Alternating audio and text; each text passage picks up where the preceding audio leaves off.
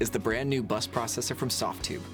Don't let the look fool you, this isn't modeled off any particular console compressor, but built from scratch by Softube to be the all-in-one tool for giving your mix glue, saturation, and spatial clarity.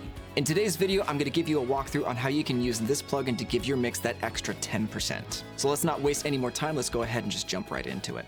This is a track I mixed earlier last year with an artist named Ameya. He's fantastic. This track is called Foxgloves Amethyst. He's actually working on a new EP that I'm also mixing and mastering. So if you like what you hear, I'm going to leave links in the description to his social so you can follow him. Let's start off with something familiar and just do some 2-bus compression before getting into the other components of the plugin. This is going to add a little bit of warmth, a little bit of glue, and really kind of pull this mix together into a single cohesive idea. And don't be afraid to over-exaggerate your moves just so you can hear exactly how this compressor is affecting your mix.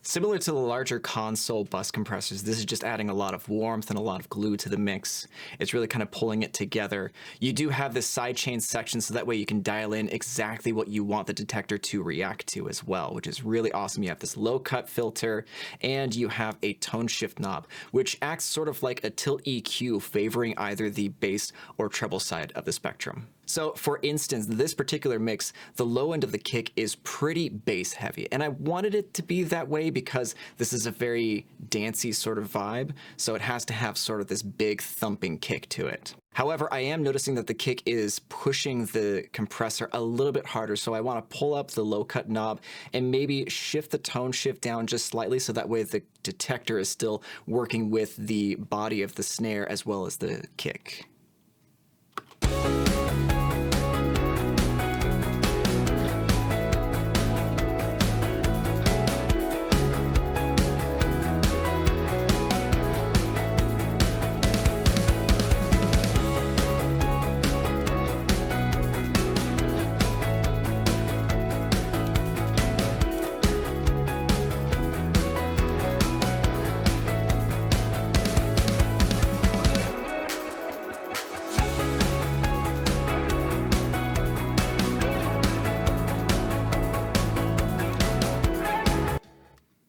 Great.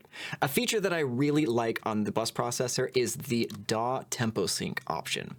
This will allow you to sync the release of the compressor to the DAW in 16th notes, 8th quarter, up to a full measure. And what I really want to do with this particular instance of bus processor that's on the guitars is sync it up to the rhythm chugs in the background, which are just holding down 16th notes.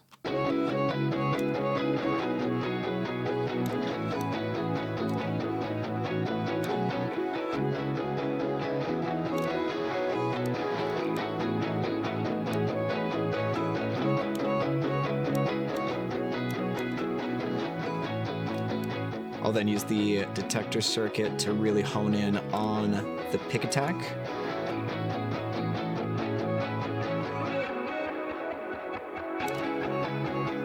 Then turn down the stereo link so that to dual mono, so that way your left and right channels are being compressed differently.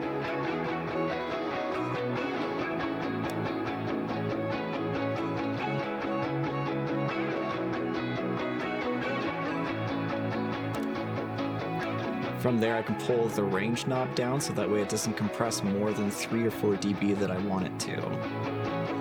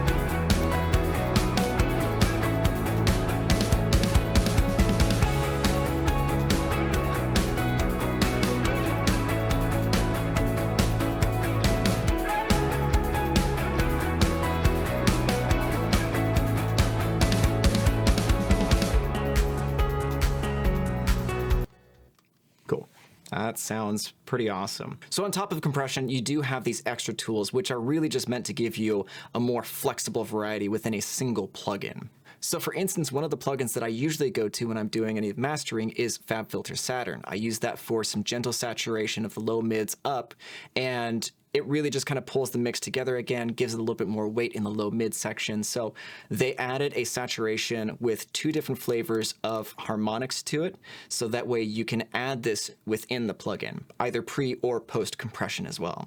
So I'm going to stick to the guitar bus processor. What I really want to do is add a little bit of low mid weight to the guitars just to thicken up the mix just a little bit more. Again, this is going to be an instance where you're going to want to exaggerate your moves so that way you hear exactly how the saturation is affecting your tone, and then back off the amount and then mess around with the wet dry knob.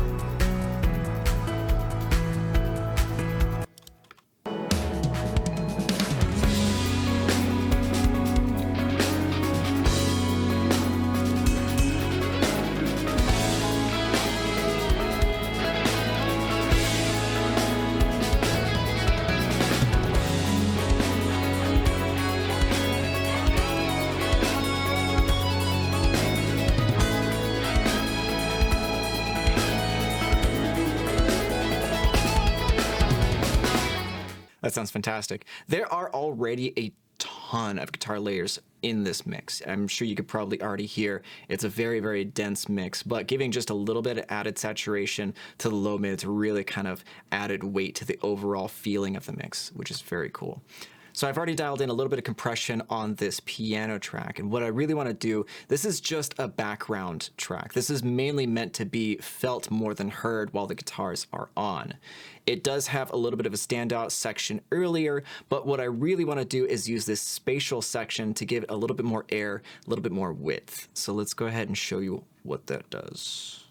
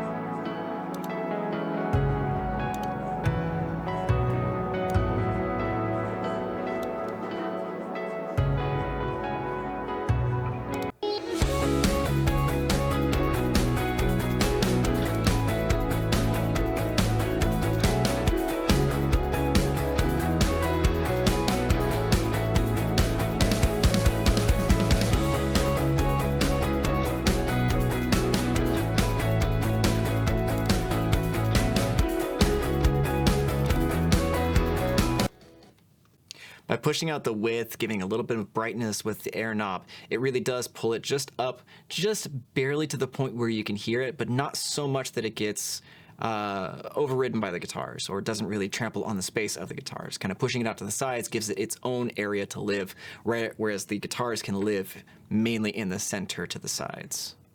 And then final option with the Spatial is this mono bass, which is really nice because it monoizes 0 hertz up to 500 hertz, depending on how narrow you want to control that low end. I find that it's really good in small applications, especially if you're using it on your 2-bus. If you go a little bit too high, it starts to trample on some of the low mids that you really want to have some stereo with. But I do have metric ADP TR up, so you can kind of see what it's doing to this to the left and right channels as well as the center.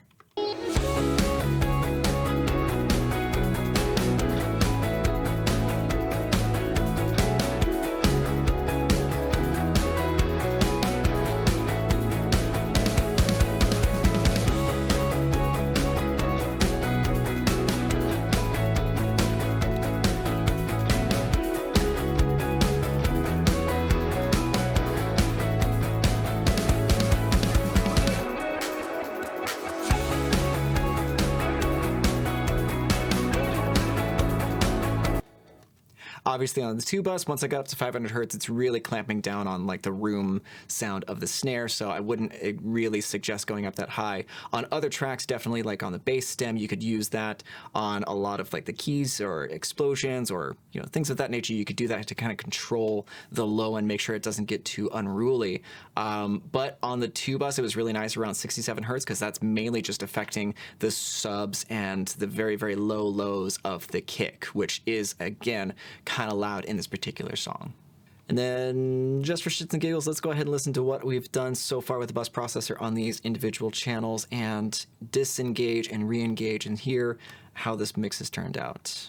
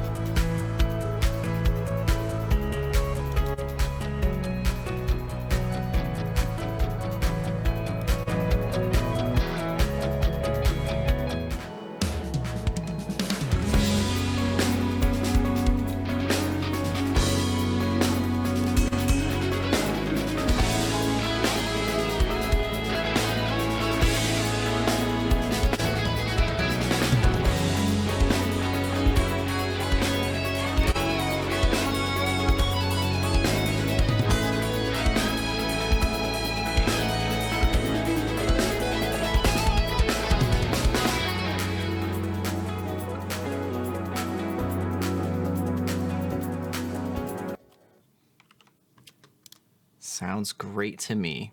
So what do I think about the bus processor? I think that Softube really wanted to bring a new style of plugin to their lineup. Softube already offers several compressors that can be used for 2-bus compression and gluing your mix together. However, this is a plugin that's meant for the very specific purpose of putting the final touches on your mix. This plugin gives you fantastic compression options, saturation, and spatial adjustments that give your mix that final 10% before the mastering phase. And of course, there are a ton of large console-style compression plugins on the market, but this is one that gives you the analog vibe with a flexible, modernistic approach that'll make this a plugin that lives on my mix template for sure. If you're interested in trying the bus processor, Softube has a 20-day free trial for all their plugins. I'll leave links in the description below. And with that being said, I'll catch you all in the next video.